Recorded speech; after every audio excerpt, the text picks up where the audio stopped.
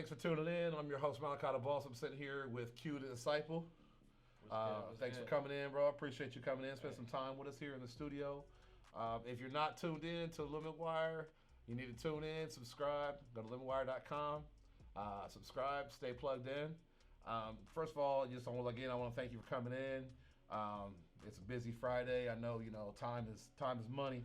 But we want to thank you for coming in again and being a part of the LemonWire studio. Just tell me when did you get your first start in music, and when did you know music is what you wanted to do in life? Yeah, that's a great question, man. I mean, I've been doing music since I can remember. I grew up pretty religious, so my mom had me in the church choir. Right. I was always in other choirs, always singing, always in theater and performing, and just putting myself out there. But once I got into high school and stuff like that, I was good at sports. I was good at soccer, so I went on to college, played soccer. Where'd you go? I went to Marion. Oh, okay. I went to Marion here in Indianapolis. So, I did that, and then I kind of fell back in love with music. As far as putting myself out there and putting my own content out there. So I just started writing songs, and I just released my first single last year. So it's a relatively new process as far as being a solo artist. Right. But I love it, man. I love expressing myself through music for sure. And what's the name of your first single that you dropped? The first single I dropped was Fade Away. I dropped 3 other singles. Okay. And this year we're looking to do a project. I'll probably have a couple more singles drop before the project though. Okay. I have a video in the works, so okay, some big things. And I seen that you were online recently. Me and you got something in common. We're both putting our own little studio together at home. Yes, sir. I saw you doing that. I'm trying to, so maybe you can help me get mine together, because that's what I wanted to try to do too, is have an in-home studio to where I could just do my music at home and not have to worry about going somewhere and and hooking up with people and doing this, doing that. But I would say in Indianapolis, the hustle and bustle. Do you know any other artists that you plan on working with or anything like that here in Indianapolis? I definitely am familiar with a lot of artists in Indianapolis just growing up. I actually grew up and went to church with Allison Victoria. Oh, yeah, awesome. I'm really close friends with Dexter, who's the lead singer of Huckleberry Funk. So shout out to them. I just saw them at Battle of the Bands. They killed it. Another band that y'all should look out for is Palace. One of my friends is the lead singer there. And then as far as who I would like to work with, I've been watching American. I've been watching her journey. I really like what she stands for. I think it would be dope if we connected. I don't know her personally. Right. But yes, those are a couple names. Carte Carter. Close friend. Been to some of his performances, and we've connected a little bit. So, I actually left 2 years ago and moved to San Diego. So I was out in San Diego, and now I'm kind of making my way back slowly but surely. So I'm hoping to kind of get connected with those artists and get in the studio and get in the lab and cook up. Cool. What took you to San Diego? So when I graduated, my parents were moving, and I had nowhere to go. So I had to accept the first job offer that I got. Right. I got a job offer in insurance. So I flew out there, basically started from scratch. I was just working 9 to 5, and I felt like that was too rigid. I felt like that wasn't for me. Yeah. So pretty quickly I quit. And I fell in love with San Diego, so I was hustling, just doing a lot of side hustles, a lot of freelance work. But I knew I wanted to work with my music. Right. So I started to come back and visit my family and make sure I was touching base with home for me. And that just gave me more inspiration to go after my dreams. So the goal is to get more connected here and take things global. Definitely.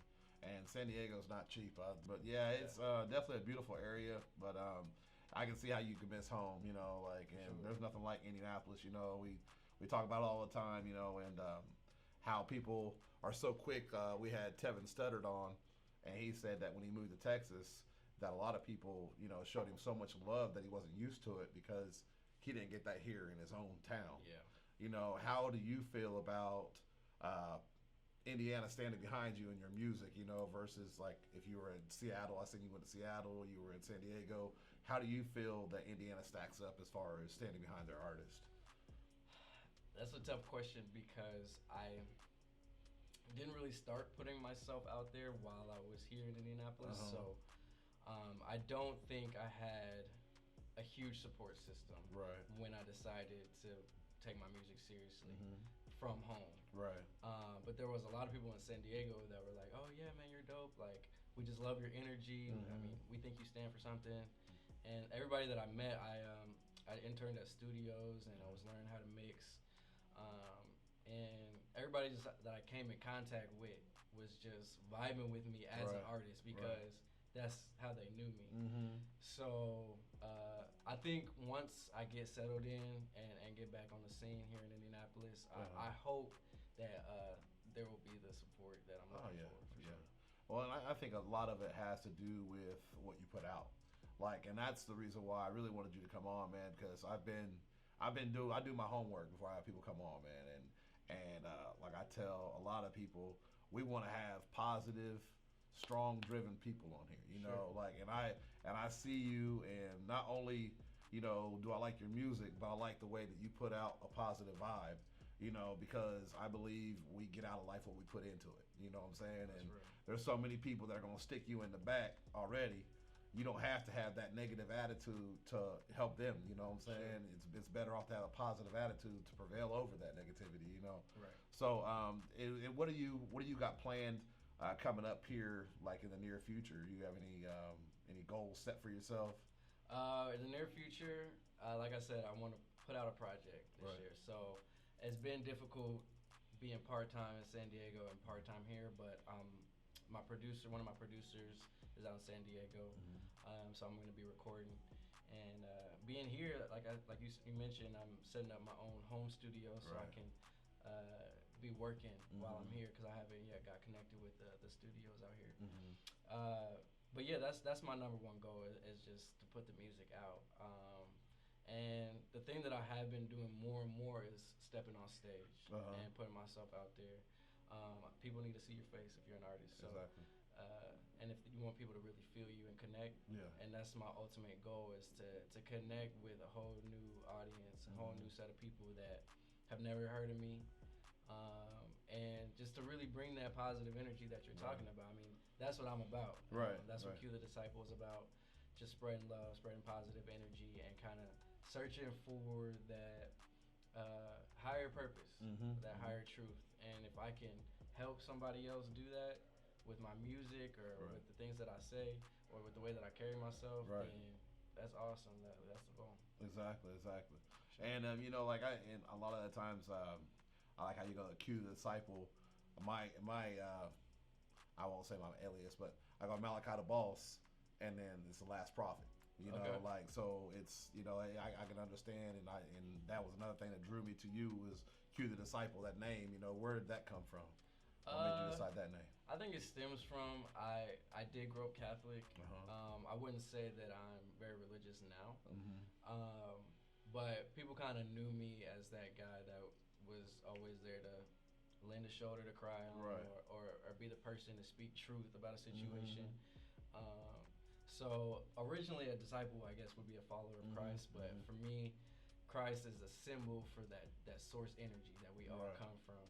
So I would just say Q the Disciple is a purveyor of truth. He's going to keep it real, and he's going to be positive influence for everybody that he comes in contact with, for sure. Right. Okay, cool.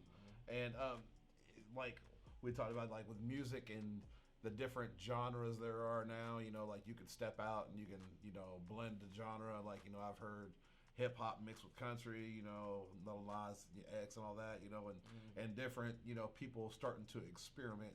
Where would you say that your music fits in as far as what genre would you put your music under? I would definitely say hip hop, very hip hop driven, but I think coming from choir and all types of background experiences, I add a different element to just being a rapper. I'm sure there's other guys out there that can maybe spit more bars than me or faster or whatever the case may be. But I think I've got a unique voice that has a lane of its own. Kind of how I think the comparison sometimes I do get is how Juice WRLD came into the game, and he was a rapper, but you can hear him singing, you can hear him expressing himself to the deepest core emotions, and sometimes rappers don't get there. Right. So I think I have a little bit more vocal range than a rapper, but I'm not necessarily in R&B right. or that lane. So I'm still experimenting with the sound. I love coming up with new sounds and doing different things with my vocals. But I would definitely say hip hop, kind of like a grunge hip hop. Okay. Yeah, okay. for sure. Well, I like how you use Juice WRLD, yeah, and it's like a lot of people that I listen Rest to. in peace. Right, exactly. A lot of people that I listen to, like it's so easy to get caught up in what they call that drill type, like music. A lot of, and it's so repetitive. So it's refreshing to hear a voice like yours, and then on top of it, you're speaking facts, and I think a lot of the times I sit down with B Swift and DJ No, and a lot of the times I think we talked about people slip away from what they're really about. Are there artists that you listen to, you're just like, I don't really feel them? And are there artists that you hear that you're like, maybe they can spin it this way and do it different, then I'd be able to get behind them? Are there any artists that you're like on the fence about, really? That's a good question. I think I value self-expression so much that I look at somebody like Young Thug, especially when he was first coming out. Yeah. He was different. And I think this generation really latches on to different. Even though we have no idea what he's saying. Exactly right. I was gonna say, I hope I'm not the only one, but but I think his voice is so unique. Same thing with Gunna. Same thing with Lil Keed and guys like that that are coming out of Atlanta. I think we just like that it's changing hip hop a little. Exactly. The sound is a lot different than what you would have heard in the 90s or what you even would have heard in the early 2000s. So to say that I'm on the fence about somebody, let me think.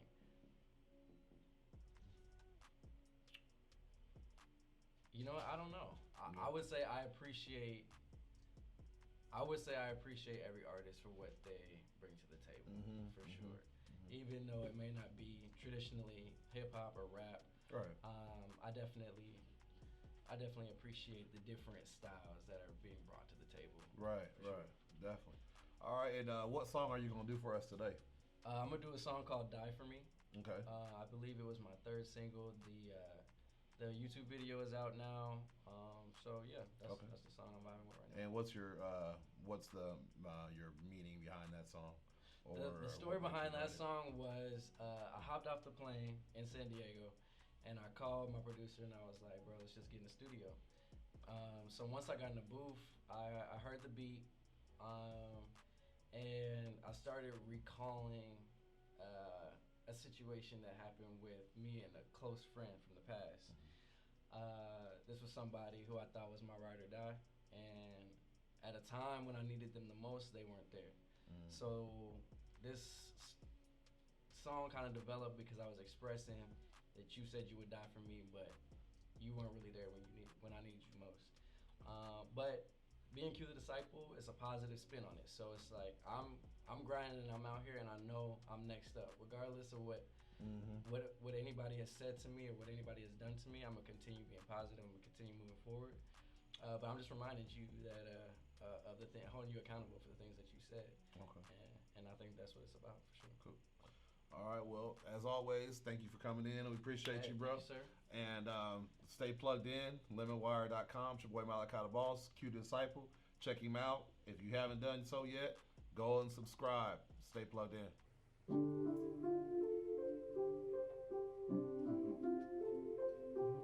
Yeah.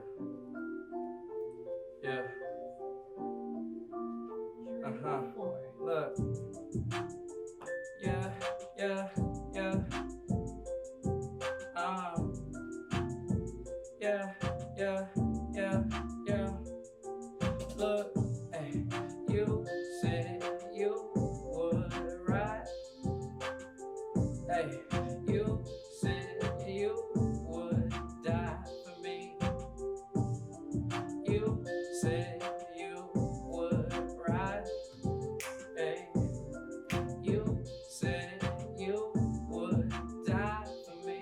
I'm on a mission, God as my witness. I done did it, getting jiggy, can't feel, clutching stiffy, don't know what's real. Yeah, I'ma give 'em hell, munching on an edible. Hey, y'all stay flexing, I stay finessing. Running that check up, knowing I'm blessed up, know I can check us, yeah. Know I can check us, claiming I'm next up. You said you right for sure. Royalty, spilling Hennessy, what's gotten into me? Love, negative energy that you're giving me. You ain't kidding me no more, yeah. You said you would ride. Hey, you said you would die for me. You said you would ride. Hey, you said you would die for me. Yeah, yeah. You said you died. You said you died. Hey, you said you died for me, yeah, for me. Yeah. Listen, think about the children, no regard for judgment. Maybe some crying and fussing simply resolved with a muffin. But yeah, life is sweet, life is sweet. Harboring big ideas and dreams. Not concerned with things unseen. I'm not you, you are not me. When outside, clouds take form of lovely shapes, not storms. Mommy, please don't cry or mourn. The bonds of the past have been torn. No more shackles on my arms. No more shackles on my arms. Cute.